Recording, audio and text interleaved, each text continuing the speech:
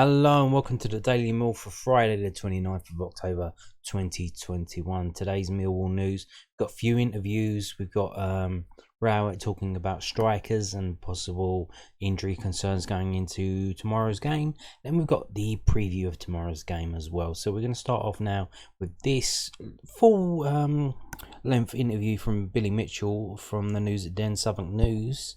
And here we go. Millwall midfielder won't settle for average, but what he's been working on and dressing room example. Billy Mitchell insists he won't settle for being an average championship midfielder, and as someone in the dressing room to use an example of where he wants to be. Mitchell, 20, has already played 13 times this season and is battling for a regular spot in arguably the most competitive area of Millwall's team. In Boss Gary Rowett's preferred 5-2-3 formation, and with everyone in the squad available, there are 6 senior midfielders fighting for 2 places. Mitchell is ahead of Ben Thompson, and he was chosen to replace the suspended George Saville over Mikel Kevenbeld last weekend. With George Evans set to be unavailable against Huddersfield on Saturday, Mitchell could start alongside Saville. The other player in contention, Ryan Leonard, like Mitchell, has also played right wing back this season. The battle between those two in the middle of the park is too close to call. Saville is Millwall's main man in the centre of the pitch and perhaps one of the most underrated in the Championship. Despite an impressive 6 goals from midfield last season for Middlesbrough, his move back to the Lions went under the radar in the summer's second-tier business. Mitchell revealed he recently had a conversation with Jed Wallace in which he spelled out his ambitions. One particular area where Mitchell is keen to improve is scoring. He has netted just twice in 40 appearances in all competitions. In Saville, he has plenty of knowledge to tap into as he tries to improve his goal threat. I've got a good relationship with Sav, and I'm sure if I asked him for advice, he'll do his best to give it to me, Mitchell said. I was actually speaking to Jed about this the other day, about not wanting to just settle for being an average championship midfielder. You've always got to want to try and have more to your game rather than just being happy passing it sideways and square. You have to eventually try to affect games, whether that be with through balls or assists and goals. And obviously there's no better person to look at than Sav. In that season after they came up in 2017-18, he scored 10 goals. They are fantastic numbers for a central midfielder, and if I can begin to add what he has in the game and the way he can score goals, then that's something I'm working really hard to do. Against Bristol City, I had a chance when Sav set me right at the end, and perhaps should have scored. Away to Barnsley, I had a half chance right at the end of the game. I feel like I'm getting more of those types of opportunities now. It's just a matter of having a bit more quality and converting them. Mitchell does extra work on his game at the training ground. He continued, obviously you have to do your training with a team and whatever drills have been laid out for that particular day with a group and the focus, but then I think at the end of the training it's important to do some individual work. The coaches are always very helpful, that Robbo, Hads and Dave Carolan as well, whether that be working in tight spaces or I've worked quite hard this season on my ability to switch the ball with a flat trajectory, trying to get it out to the wing backs and switch play. That's developed a little bit. And also the finishing aspect, arriving in the box late and having a bit more composure to put the ball into the back of the net. These things take time, it doesn't happen overnight. As well as helping each other out with things, the battle is fierce every day to secure a place in the team. Definitely, we all support each other and that's ultimately being a good team player, but that's not to say we all don't also want to be the first name on that midfield part of the team sheet each week, Mitchell said. All you can do is just try to be the best version of yourself in training every day. And in games, I feel like I've had some opportunities coming on to try and affect games as a substitute for the last 20 minutes. I feel like I've done pretty well. Hopefully I'll be able to crack that midfield position soon. All you can do is try and give the gaffer a difficult decision. I think every one of the players in those midfield positions has a slightly different set of skills. Perhaps who he selects might also be depending on the opposition as well as form. One player who has been fixturing the team starting every league game is Saville's Northern Ireland international teammate, Daniel Ballard. Ballard moved on loan from Arsenal in the summer. He has made his mark on the squad. I've been really impressed. I watched Northern Ireland's progress quite closely as well, Mitchell said. Me and Dan sit beside each other in the dressing room on match day. Since he's come to the club, we've become good friends and been out with each other a few times. It's fantastic when you play next to Dan, whether that's in midfield or right wing back. I've got so much confidence in him to go and win the tackles and win the headers. It makes my job or anyone else playing next to him a lot easier, knowing you've got someone as solid as he is. Mitchell, a boyhood Lions fan, has an added advantage this season. He's an all-action player, and this is the first full season he has played that extra shot of adrenaline supplied by post-lockdown full-capacity den stands. Without sounding cliched, it's the best feeling ever, Mitchell said. Before this season, I hadn't really experienced that properly. They definitely give you that little lift, which we needed a few times this season. It's been a pleasure so far, and if we can get a few more good results, they might even get a bit louder. I was saying to my family, it's quite a surreal experience. After that first whistle, you kind of have to pinch yourself that the stadium is so loud. You have to realise it's a game time now and get out of your head. After a slow start to the season, the Lions have lost just one of their last 10 games and are 10th in the table, level on points with 5th. Mitchell added, we as a club know that there's no team in this league that we can't go and beat if we perform to our full capabilities.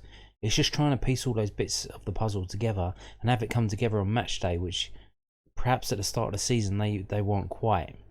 One of those pieces of the puzzle is probably confidence. Finished. So there's Billy Mitchell. Interesting piece there.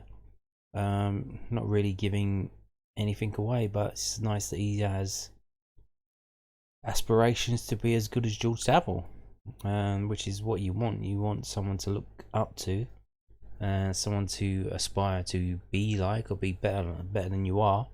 It's good that he does that, and that he's putting in the extra training. It really is good to see.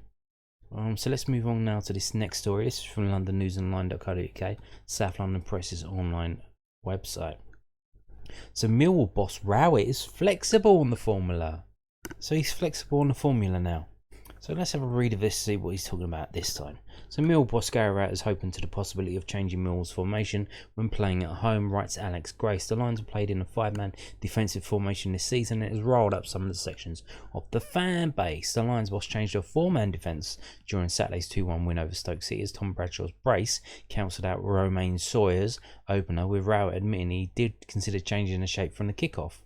It gives another player forward. It's something we thought about doing, said Rowett. It changed the game a little bit, getting Smudge up there and Bradders around him. I'm aware of that. It's something we thought about doing before the game. I know there's a real clamour to do that, and at home anyway. I get that. I understand that.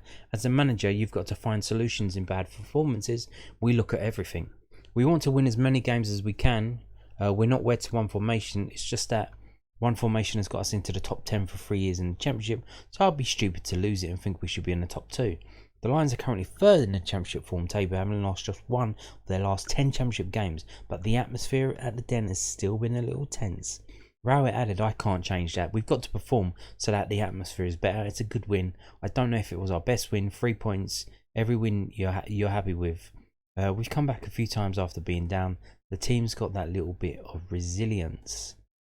Indeed. So, formations. But he said the formation's not to blame. But then he changed it and we ended up playing very exciting football. We scored 2 goals in 10 minutes, which was absolutely crazy. So it did help, but here's the thing. So if he wants to start with a 5 and then change to the 4, now it helped on last weekend because he had Brian Leonard at right wing back. So then he could move him up into the middle and play Danny Ballard at right back. And he brought Matt Smith off the bench. But here's the thing I was thinking about, and this might be a bit crazy, but Danny Ballard, for quite a tall lad, is quite fast. He can run. And he's pretty decent passing the ball around. So here's a crazy idea. So instead of having to use substitutions to change the formation, if you're playing Brian Leonard, or maybe even Dan McNamara, I'm not too sure, why don't you just push Danny Ballard up front and he can play the Matt Smith role, and then play Ryan Leonard at right back or Danny McNamara at right back, so then you won't have to change you won't have to do any substitutions. You can change the formation anytime you want and change it back. Just move the players around. If you play Danny Ballard in Matt Smith up, is he going to be as good as Matt Smith? in terms of playing up front and winning the headers like a forward can? I'm not too sure, but I'm sure he could give it a go. So if we used all our substitutes and then we needed to switch to 4-4-2, maybe he could play up front. I don't know, but something to consider there. Anyway, so moving on now. Millwall boss Rowett, we need all options up front. So this is a piece from londonnewsonline.co.uk, and it's Millwall boss talking about strikers. So Millwall boss Gary Rowett has stressed he will need to use all of his strikers this season, writes Dan Marsh. The Lions boss expects Mason Bennett and Benik Afobe back this weekend, but Tom Bradshaw has a shirt and scored like twice last weekend. Rowett has stated he will have to use a combination of frontmen depending on the opposition as the Lions try to close in on a top 6 spot. He said, "We're going to need all of our strikers. There are going to be some games where having the likes of Mason, Benik and Matt off the bench is going to be crucial for us. Having the likes of Bradders and Jed, Conor Mahoney, Shea Yojo too, that depth is going to be crucial for us. They have all got to find a way to get into the team and score goals. Hopefully that competition can help us continue to push up the table. These days, top level sides seem to shun the idea of a traditional number 9, but Rowett isn't sure it will catch on in the EFL. Once upon a time in the Football League, you'll see 2 or 3 big massive centre-halves in each team, and a target man or 2 in each team," he said. Because of the technical way that academies play now, they're producing more rounded players that all look quite similar in a lot of their aspects. Out-and-out strikers are becoming rarer. Troy Parrott, anyone? There's still a place in the Championship for all of those options in the forward areas, but but the more you've got to your game, the better when you're a striker. Rowett has also praised Mill striker Tom Bradshaw and admitted the striker is someone he feels he can trust to lead the line. Bradshaw's double against Stoke last weekend, or the first time the striker had found the net since May. He also had a barren run before that. Online striker, Stoke striker Afobe has started most games, but Rowett feels Bradshaw has earned the right to stay in the team. Last season, Bradders would probably be a little bit disappointed with his goals tally, said the Lions boss. But he's had big chances in games. I've always played him in games where I need someone I can trust to do the right things. That's a massive compliment to him. This season we needed more depth and attacking options in the squad. Bradders was one of the 6 players across the front 3 in any of those positions. He's earned his place in the team by coming back in and performing. Like any of the strikers, he will have to continue to earn it. But when you work that hard, it's a nice mix to have. So there you go. So hopefully confirmation that Bradshaw will be starting against Huddersfield tomorrow. So he said it, so you would assume that it would be happening. And yeah. Out and out strikers, do they exist anymore in the academy? Well, they do, really. There are kind of goal scoring machines in youth football who have an eye for a goal and have that killer instinct. They do exist. So I don't know what he's talking about there. Anyway, moving on now to a bit of an injury update. This is also from londonnewsonline.co.uk. Mill striker Bennett might return for Huddersfield trip. Mason Bennett could come back into the Millwall squad for this weekend's trip to Huddersfield. The Lions attacker sat out a win over Stoke City after picking a knock up on his knee, but is back in training ahead of the clash with Huddersfield.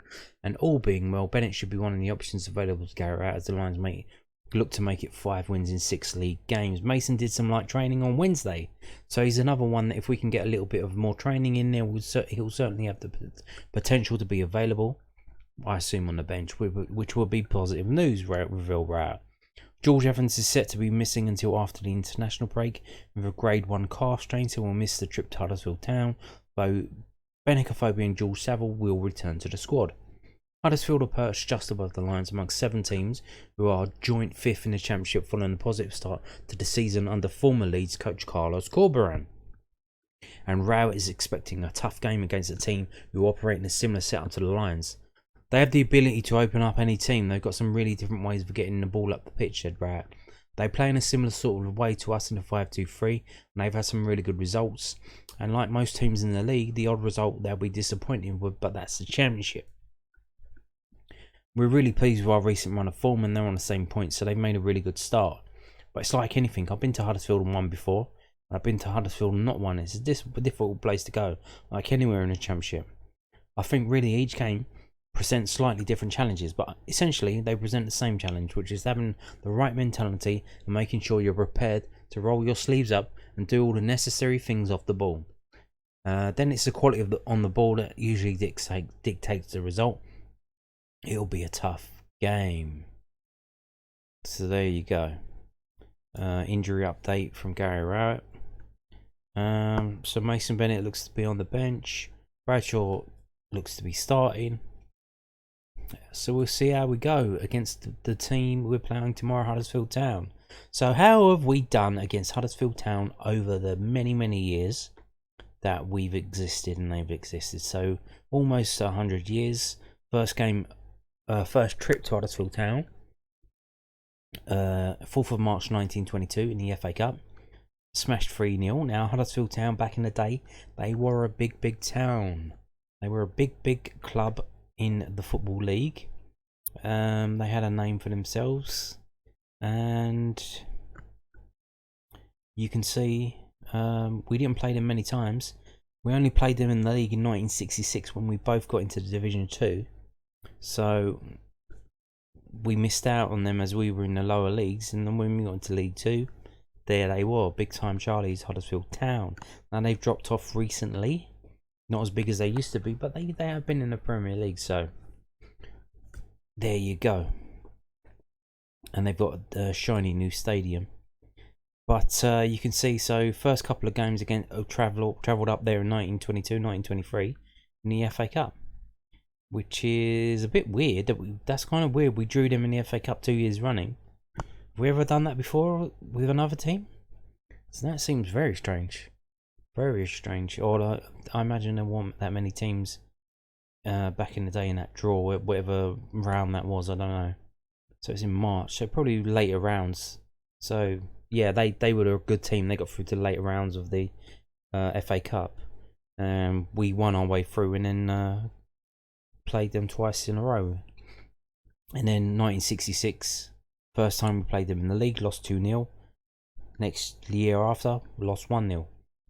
Didn't win until the year after, 1968. And you can see, look, this is a sea of red. Absolute bloodbath for Millwall, travelling up to Huddersfield Town, travelling up to Yorkshire to play Huddersfield Town. Not a lot of love there. So we've got a win in 1968. We've got the 2 wins in 1981. We've got the win in the FA Cup in 1992. That's when I think they just knocked out of the Premier League. I'm not too sure. I think they were in the first Premier League season, which would have been 91-92, I think. So that would have been a big game for Millwall. And then the next one in 2009. And then from 2009 till last season, 2021. That's the first time we beat them in a long time. Only 7 games or so, but in terms of years, since 2009. So there you go. And before that, it was a 1-1 draw. And then before that, it was 3 defeats in a row. So, like I say, sea of red. We've got 3-0 there. We lost 3-0, lost 3-0, lost 3-0. Lost 5-1, lost 4-3. Some big results. Big results going against us. And have the tides turned recently? We haven't, the last 2 trips there, we haven't lost. We won 1-0 and we drew 1-1. So has the tide turned, or was that just a little blip? We will see. So what does the prediction man Prutton say is going to happen? So let's have a scroll down and see where the hell we are. Okay, where do you think we are? Are we all the way at the bottom?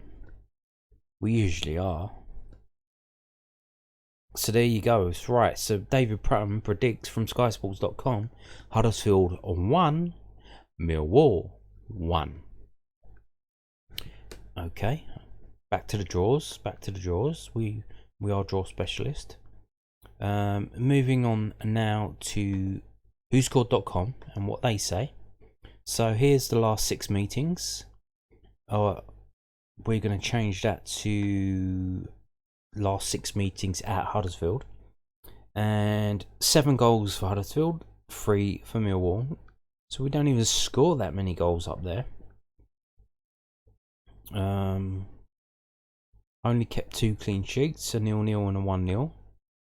They've kept 3 clean sheets against us.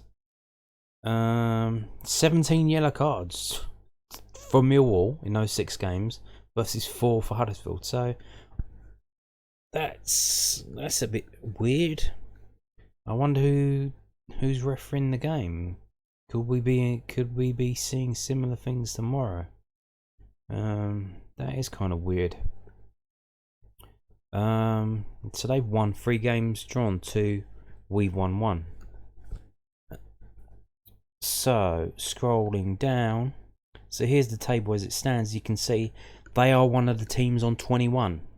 We are as well. There's like 7 teams on 21 points, and this is probably a big game. Are we going up or are we going down? Because if we win this, we're going on 24 points, and now we're on 21. And if we lose it, they go on 24 and we're on 21. So we can't catch up to them with a win. We need a win plus a point to go above them. So then, but you can see, so 6-3-5. They haven't drawn that many games. We have 5-6-3. So we haven't lost that many games. They've lost more than us. 18 goals for, 17 against. For us, it's 15 and 15. So not that bad. So form table, how's that happening? We are in form. 4-1-1. 7 goals for, 5 against in 6 games. For them, 2-2-2. 5 goals scored, 6 against in 6 games. So they haven't managed a goal a game in the last 6 games. Interesting. So their last, this is set up so Huddersfield's last 6 home games, Mill's last 6 away games.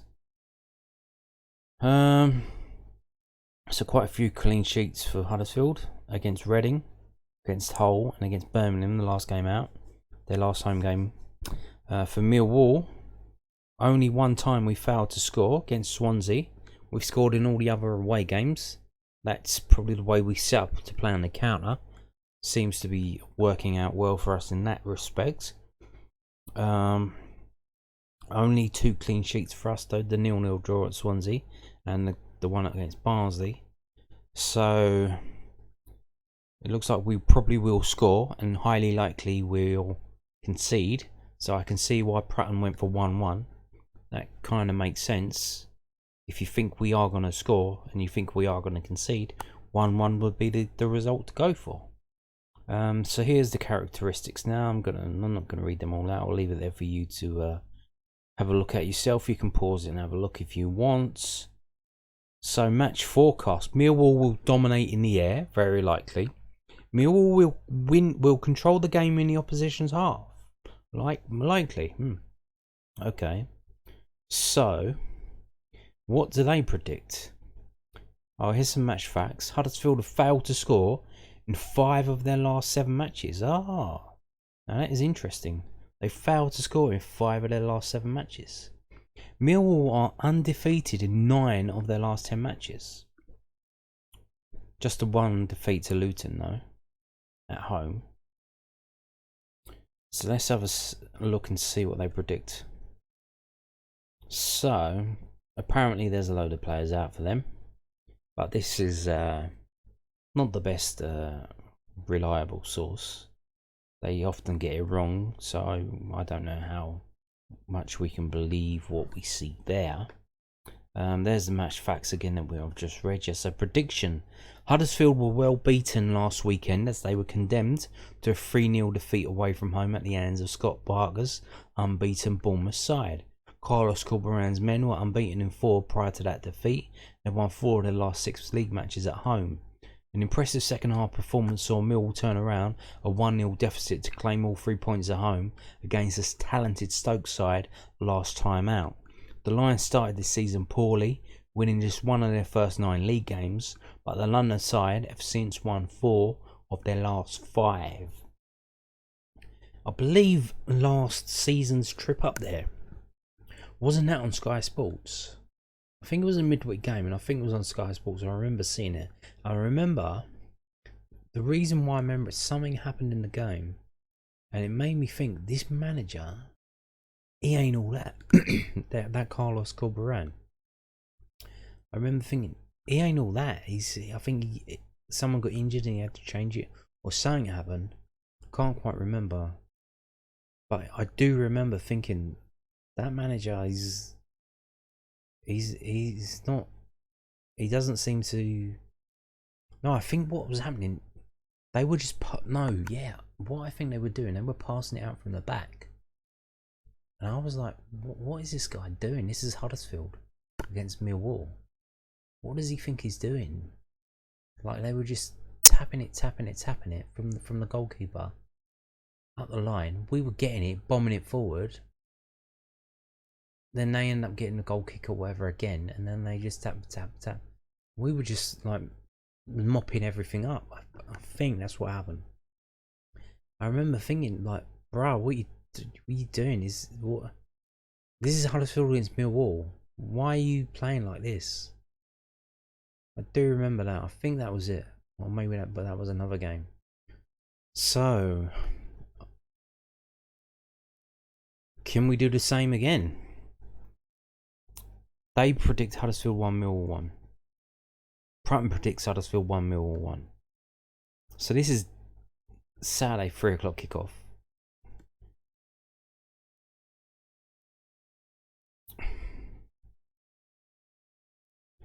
So what is this? Carlos Corberan's men were unbeaten in 4 prior to that defeat, and they've won 4 of their last 6 league games at home. Okay. So it's 2 teams. So I can see why both predictions have gone for a draw, because it's 2 teams who seem to be in a bit of form, but we seem to be in a better form.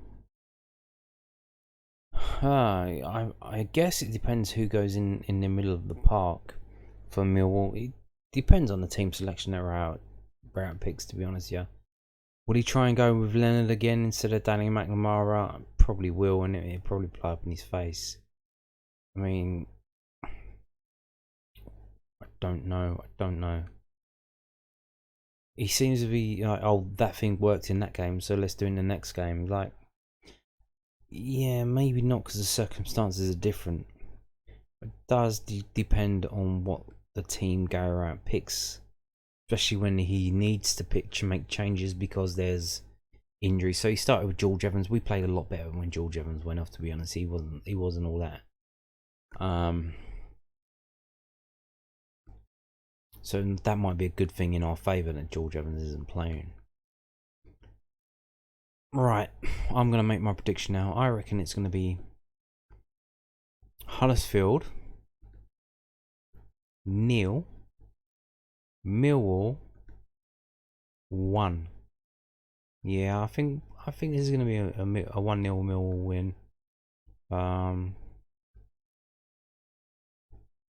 I don't know why. I think it will be. I think something seems to have clicked. And when you've got Rowett saying, oh, he's happy to change the formula, when last week he was saying the formula is not the problem, so the formation's not the problem. So I think something maybe's clicked in his head, and we'll see. We'll see what team he selects, but unless he does something a bit too crazy, I think we're going to win 1-0. So there you go. That's it for today's video. Thank you for watching. Goodbye.